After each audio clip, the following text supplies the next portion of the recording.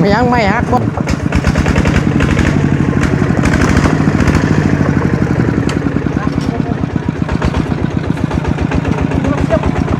ต้องชำนาญดีๆเลยจังขับได้บ่ตูนเห็นตอนออกมาแต่บ้านนั่นพี่น้องบ้านอะไรน่ะไม่มีตะล้ำใหญ่ๆลอยเพิ่นแล้วนี่ก็แม่นต่อเลยแหละเห็นเพิ่นนั้นเปลี่ยนไม่เซ็ตขาอยู่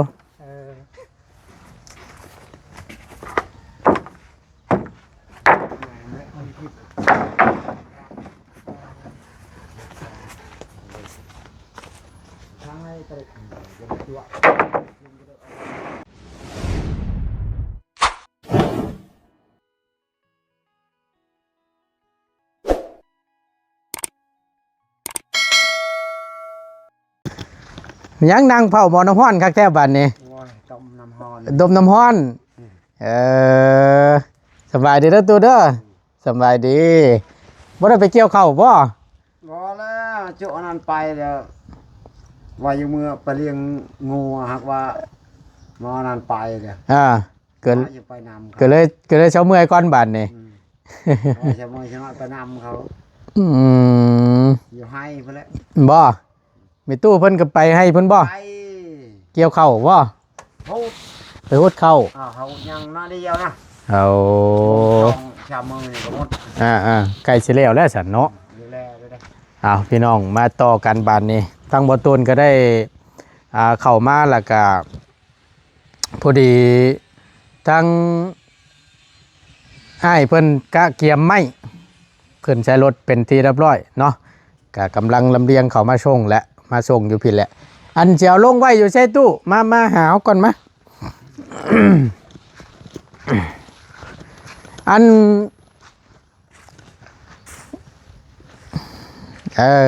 มาเฮาก่อนจังหน่อยนึง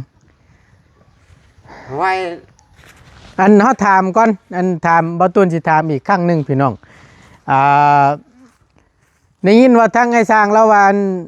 เปลี่ยนหม่องที่จะปลุกซั่นบ่นี่มองนี่ปุกมองนี่เอามองได้น่ะมองนี้แล้วมองคอกงัวมาพี่ฉันมาเบิ่งก่อนอันนี้มันคนเอาใกล้แต่อยากเอาคอไผ่ตัวนี้แล้วมันยากมันบอกอันนี้เอาตัวนี้ผัดตัวนี้นี่พวกนี้อยู่มั่งบ่มั่งแล้วมั่งแล้วก็จะได้เฮ็ดใหม่อีกแล้วเนาะบ่ได้อันนี้อันนี้อันมั่งออกอันนี้เอาออกไปเลยแนวนี่เนาะเอาหมดเลยแล้วสิตั้งว่ายังไงสิตั้งอยู่หม่องนี่นะนี่เนาะมองนี้แล้วมองอันนี้หม่องมันเพียงแน่นี่เนาะมองเพียงนี้เบิ่งหันเข้ามาเบิ่งก่อนจังหน่อยโอ้มีแต่หมากกระบกนะตุนเนาะมารู้ละมาให้เพิ่นเบิ่งน้ำกันถ้าว่านั่นเนี่ยแม่นมั่งหัวออกนี่แม่นบ่มั่งอันนี้มั่งหมดมั่งออกหมดบริเวณนี่ได้พี่น้องกับเพียงคือว่าหั่นแหละเอาหมดเพียงแน่ยากมันติดก่อไผ่สิบ่บ่แม่นทางกกไม้เขาหันแล้วมันบอกผู้เยาเขายันมันล่มทับนะกงไม้อันชุงปุ๊กกไม้เปื่อยหันไปใช่เฮ้ยคือโค้งไปทั้งพุ่นบานนี่เอาเบาสั้นล่ะมิตรว่าเฮาสิเอาไม้ลงนี่ได้ซั่นเด้อเอาไม้ลงนี่เท่านั้นได้ซะลงนี่เพราะว่ามันใกล้แน่ให้เพิ่นต่อไฟมาเตือนดังนั้นเรื่องฟืนเรื่องไฟนี่ก็ทั้งประตูแล้วโอเคอยู่เนาะเพิ่นให้อยู่เนาะพอแล้วนำให้อยู่เพราะว่าเฮาก็คือว่าหั่นแหละต่างหานั่นแหละตัวก็บ่ได้เฮ็ดให้ไผเฮ็ดให้ลูกให้หลานเจ้าหั่นแหละสามเพิ่นได้เฮ็ดวิทย์เฮ็ดว่างแล้วก็แล้วเฮาก็จ่ายเงินจ่ายค้ำให้แต่ทั้งบ่ตูนได้อันยืนเงินให้เพิ่นนั่นแหละพี่น้อง200,000ยืนให้แล้วเด้ให้แล้วเนาะพอดีทั้งบ่ตูนได้มอบให้ทั้งไอ้ช้างเด้อพอดีมื้อนั้นเฮาขึ้นเชโปนก็ว่าสิขึ้นถ้าเรามาช่วงค่ำๆผัดย่านมันค่ำเฮาก็ได้ฝากเงินไว้ให้ไอ้ช้างแล้วฝากให้ประตูแล้วนี่เด้อว่าหั่นนะ ก็ได้ให้ไปแล้ว200,000พี่น้องเลย นายช้างพนันไปก็นั้นเลยก็พร้อมอยู่อุลมกับน้องหันเอา น้องหลาจะบ่นี่นะ น้องล่า จังพรและสันพี่น้อง ว่าแล้วก็แม่นญาติพี่น้องบัดนี่เนาะเดินแถวนี้เนาะใครอยู่สัน น้องหันแบบนั้น โอเคแหละเนาะเอาก่อนอื่นพี่น้องเอ้ยกราบสำบายดีและสวัสดีเด้อพี่น้องเด้อสำบายดีกันเบิดสุขูสุคนพบเจอกันกับตัวในคลิปนี้กำลังรอทางผู้เพิ่นมาช่วงไม้เนาะถือว่าได้ครบเป็นที่เรียบร้อยเพิ่นโทรบอกบ่ตูนตั้งแต่เมื่อวานก่อนนั่นเนาะเพิ่นว่าได้ครบเลยเด้อว่าซั่นผู้ดีตั้งเฮาก็ขึ้นเก็บการเก็บงานอยู่พุ่นแน่ก็เลยน่ะลงมาฮอดตอนแรกเมื่อวานนี่ผัดค่ำก็เลยบ่ได้เข้ามาซ้ำเนาะก็เข้ามามื้อนี้ก็มีแต่ว่าให้เพิ่นมาส่งเลยมีแต่ว่าหาไม้มาอันห้องเท่านั้นได้ซั่นเนาะตูนเนาะห้องอยู่บ่เอาบ่ไม้ตัวนี้ เอาได้ยังมาได้ก็ยังมา นั่นแหละครับก็สิมากเนาะฮะพี่ล่ะเอ้ยปึ๊บขาจักเคยน่ะเบิกแม่นแล้วน่ะวิทย์อยู่ตู้เอ้ยแล้วเข้ามาหอมนี่เนาะหอมทั้งนั้นเข้าบ่ได้บ่ ได้ละหอม เพิ่นมันเข้าผิดทางบ่เนาะหรือว่าจังได โอ้ย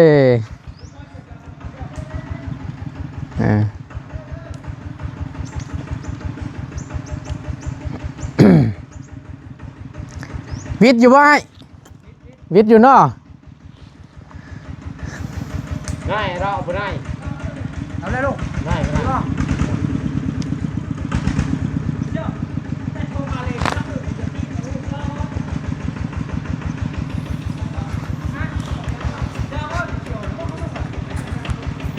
วลาเราจะคอยมั่งหัวออกเหรอมองนี่ก็โล่งคือว่าแล้วถ้ามั่งหัวออกแล้วโล่งถ้าว่าอยู่หันแต่มันมองหอมนั่นผัดเพื่อเฮ็ดบันไดนี่ผัดสีติดกับเรานี้ก็ดีคือกันมาไว้อยู่มองนี่เนาะคือเนาะ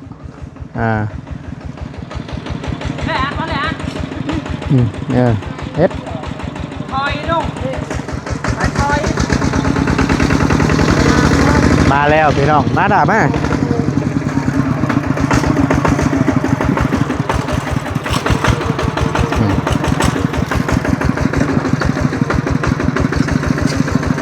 ไม่ยังไม่ฮักบ่อน่ะ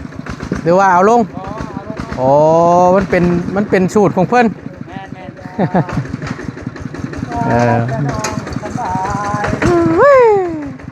ข้าวมึงเนี่ยมันค่ำนะมันค่ำเฮ็ดเรียบร้อย ขับรถเจ้าลูก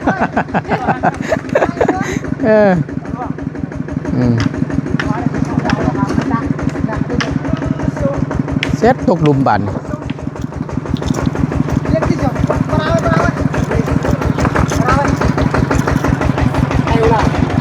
ทำแล้วแล้วเชียว มันนักเนาะตกหลุมเนี่ย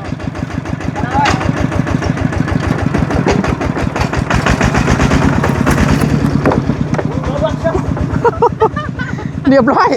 ไม่ค่ำเจ้า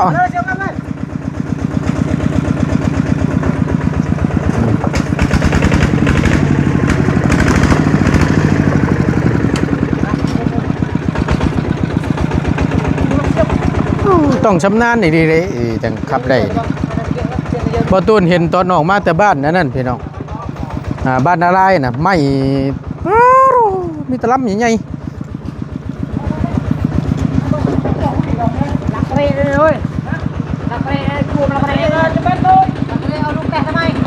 ลูกเอาลูกแต่ทำไมเรา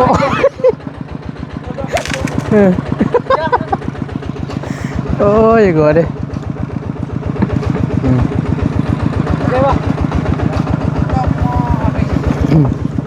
พอบ่เฮ้ย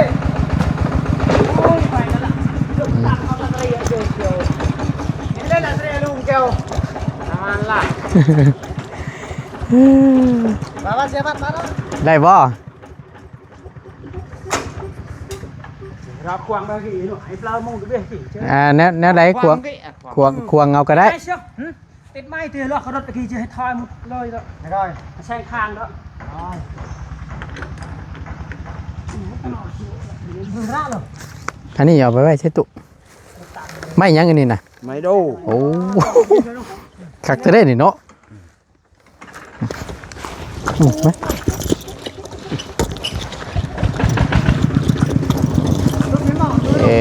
ไว้นี่ก่อนแล้วจังมั่งเอา เฮ้ยไปเชี่ยว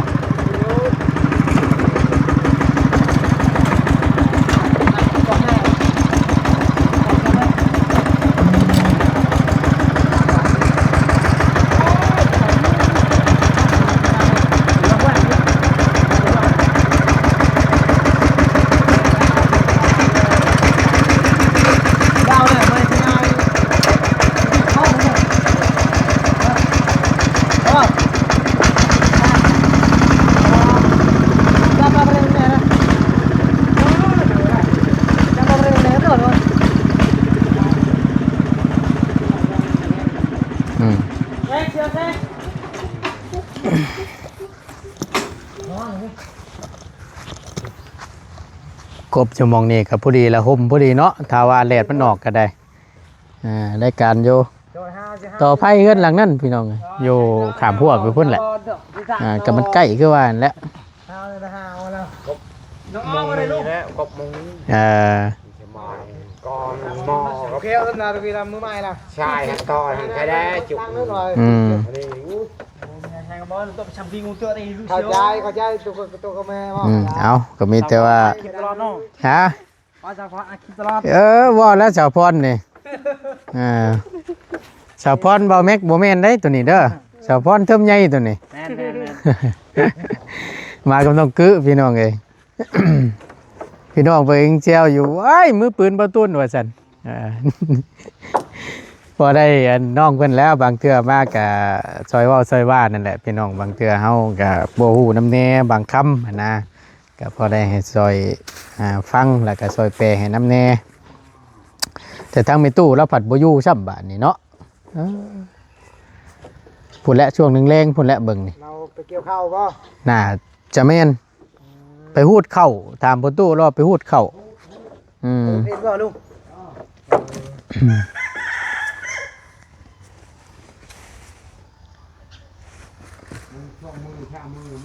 อืมเอามีแต่ให้เพิ่นเอาลงก่อนพี่น้อง เจ้า อ่า ยับไปได้นะนี่มาเลย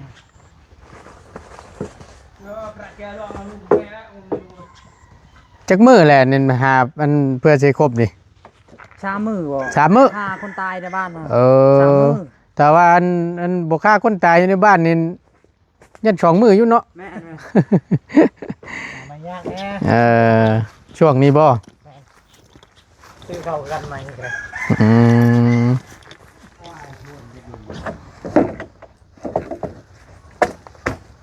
ใหม่มันยังเป็นเนาะมันมีคดแน่ ใหม่ดิบๆเลย แม่น ชดๆเลย คือกันบ่คือกันบ่คือกันนะทำแล้วนู่น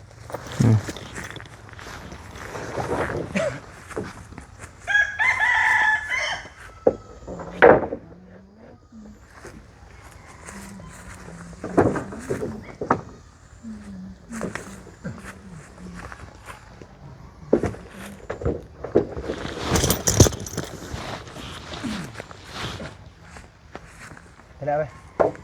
ไปซีเมนต์ไปอยู่ที่ใหญ่ด้วยอยู่ที่ใหญ่ได้ยันมาแซงด้วยไหนนะเดี๋ยวเรียกกันลอยเอ้ย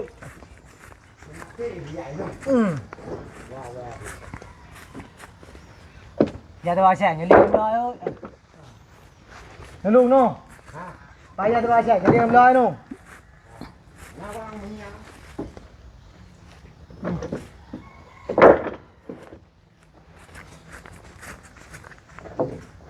แม่ทองตาอีเชี่ยวมักรถอีลุงตาเชี่ยวอะไรไหวลุงตาหนุ่ม ห้ามแช่ช่างมุงค อันกระโดดอ่อนมั้ง ำก็ร้อยโอนเก็บก็หินน้ำ ลุงเรามาแรงกันพูดเฉยๆคุณน้องจะบักไม่ได้กับบักเลยฮะเฉยๆยังไม่ฮะยังมาเจ๊เยอะตั้งแต่กี่มันจะยันเจ้าตั้งแต่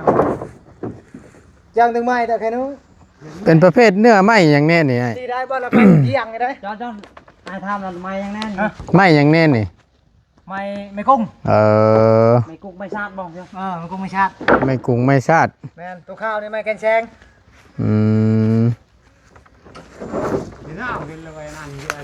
โอเคบ่บกจ้อยเลยลุง มองผมจ้อย học to đó nghe chưa nó mà học to แหกบักนี่แหกบักสิเจ้าดีเลยลูก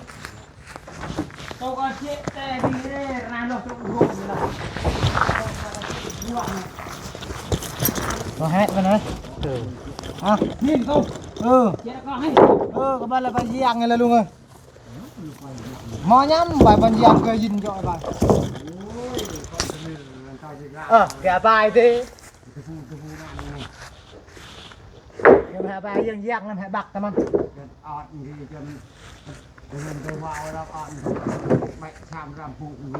đồ cả bài thì còn tiếp này chứ tặng cho tôi này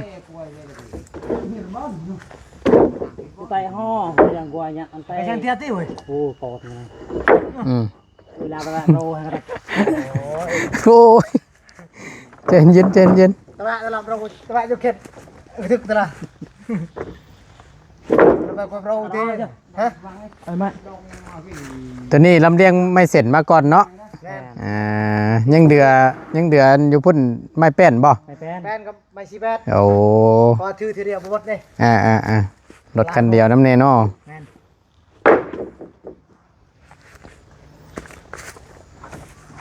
ไปตัวนั้นไหม ตอนแรกนะ 4 mét là thế đấy แล้วกระดาษเราปอกมันยาวกระดาษ rồi rồi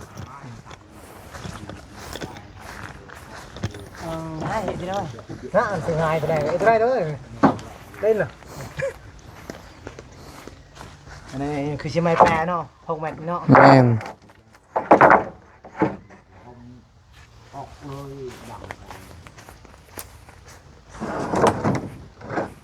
สร้างผลกบนี่งามเลยได้ใหม่นี่ บ่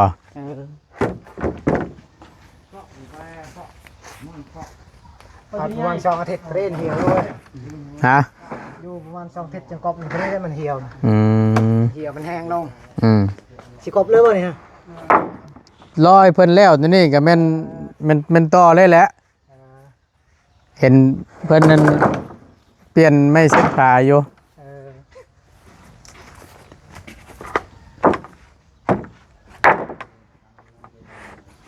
อีกไรเราต้องมอมปิดบ่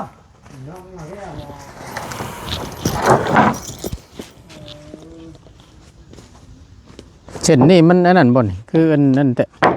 เช่นตัวนี้ ก็ได้ นี่ อันนี้บ่ หมอกนี่บ่ แม่น หมอกติดอยู่บนนี้ชื่อละมันตกเด้ อืม มันตกอันนึง 8 เมตรมาเลยใช่ โอเคเด้นะตัว7 เมตรเด้ 7 เมตรนู่นต่อเทียบได้ คือค้างเลยนะ อืม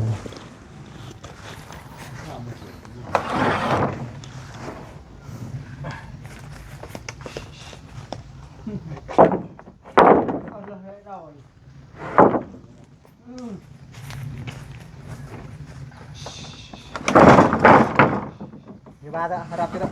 ดูเยอะแต่บรรจัยรถในนู่น ไม่เห็นมีแต่ชดๆทั้งนั้นเนาะ ถูกดงเนาะ แม่น ยาวพุ่นนี่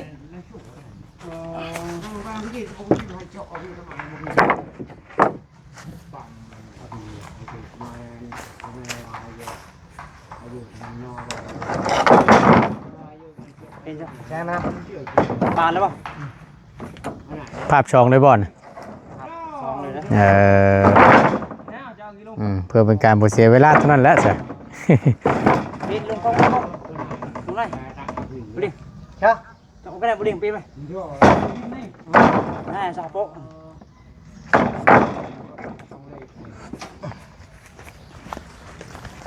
เรียบ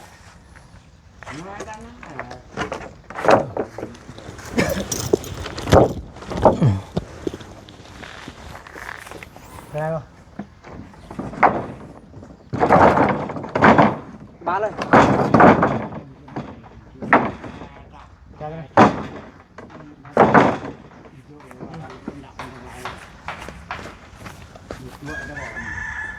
จ้ะ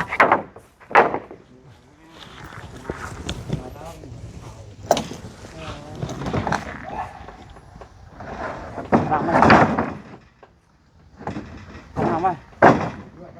บ้านเนาะ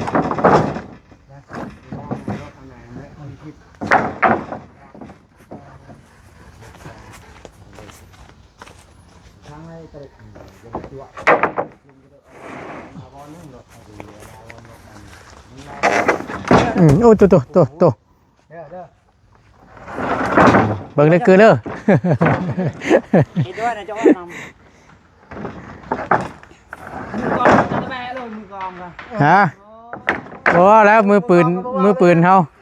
บ่ปากได้มือปืนเฮาน่ะ เนาะ โอ้ย เงียบเนาะ โอ้เงียบเพิ่นยังจะได้เข้าสู่วันบทเพิ่นเด้คำสู่บทบาทเพิ่นนี่ก็โอ้ยบ่ได้หัวน้ำอยู่ดอก มาทำเลยเจ้าโอ้ตักเลยโอ้ยสบายป่ะแห้งหาวแห้งเลย หืม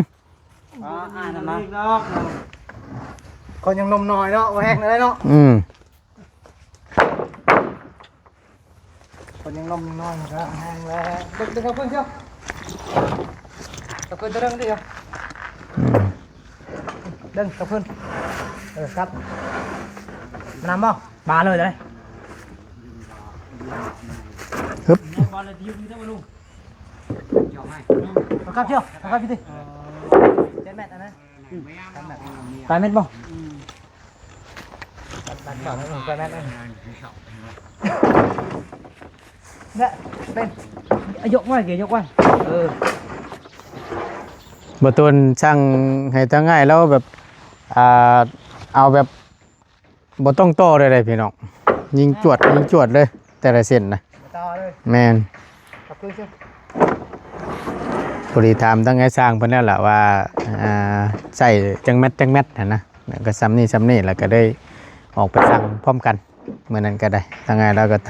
ถามแล้วว่ามีบ่คำมีล่ะต้องการซ้ำนี่ความยาวจังแมทหั่นนะประมาณนี้ ฮะได้ป่ะ เอ้ยนี่คือความสามารถส่วนตัวดอก ตัวของแมตต์ได้ป่ะ ครับนะของมัน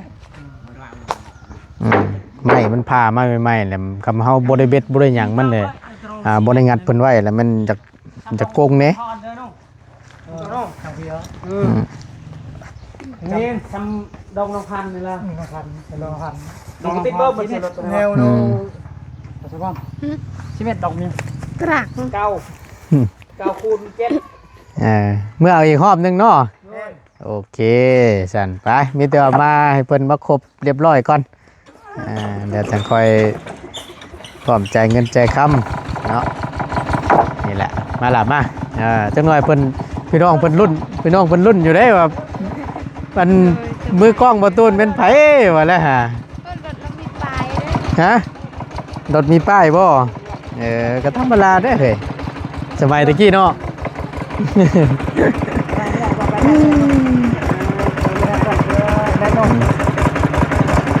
เดี๋ยวถ่ายอยู่นี่เด้อโอเคไว้รอบหน้าก่อนพี่น้อง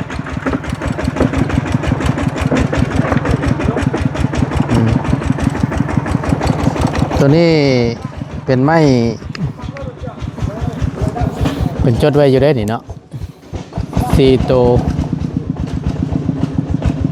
หน้า12โมเมนต์หน้า12แข้ง5หน้า12ครบว่าซั่นยาว6 เมตรมีตามที่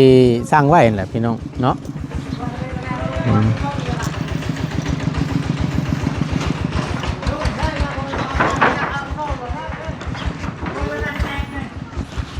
มีแต่รุ่นยาวเลยได้คือไอ้นี่มีแต่สั่งแบบชมชวนได้เลย ช่างนี่แปลว่าเห็ดได้เลยเนาะ แมนแปลว่าเฮาขึ้นแต่ละเส้นแล้วแบบบ่ต้องต่อลายหั่นนะนี่แหละ เพราะว่าเฮาสั่งเอาให้เพิ่นพามาให้เด้ก็สิว่าแต่ว่าเข้าโรงงานเพิ่นก็คือว่าหั่นแหละสีราคาหนึงเพิ่นได้บัดนี่อันนี้ก็ถือว่าย่อมเยาอยู่โอเคอยู่พี่น้องเนาะมันก็ลดจากห้านหลายคำได้เข้าห้านนี่เส้นตัวนี้นี่จากที่เพิ่นเคยพายเฮาเม็ดหนึง45เนี่ยเพิ่นขายเข้าห้านนี่เพิ่นขายเฮานี่กลัวแล้วบัดอีกราคาหนึงนะเฮากับมันสิดีแน่ตรงนี้แหละเฮาก็ถือว่าได้มาครบเป็นที่เรียบร้อยในส่วนตัวนี้ กว้างเติบเนาะ จวดกวงเติบบ่เพื่อเกยเพื่อหยังมันเด้เฮ็ดเฮ็ดเช็คอีหยังแน่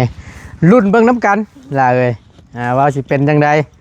เนาะก็ถือว่าได้ไม่เสร็จมาแล้วพี่น้องเพื่อนไม่ตู้อายุ6 ปีนี่แหละแม่นมุมนี้เนาะคือว่าแล้วแต่ว่ามุมนั่นก็มันเพื่อเฮ็ดบันดอกบันได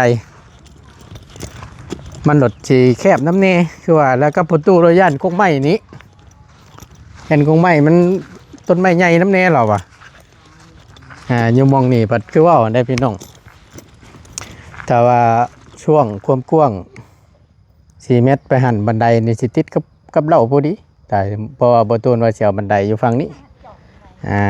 ก็สิว่านี่อยู่หันปัดคำได้มั่งหัวออกเลยโล่งเลยเด้นแปลนเลยตรงเอาก็ถือว่ามองหันก็โอเคอยู่เนาะ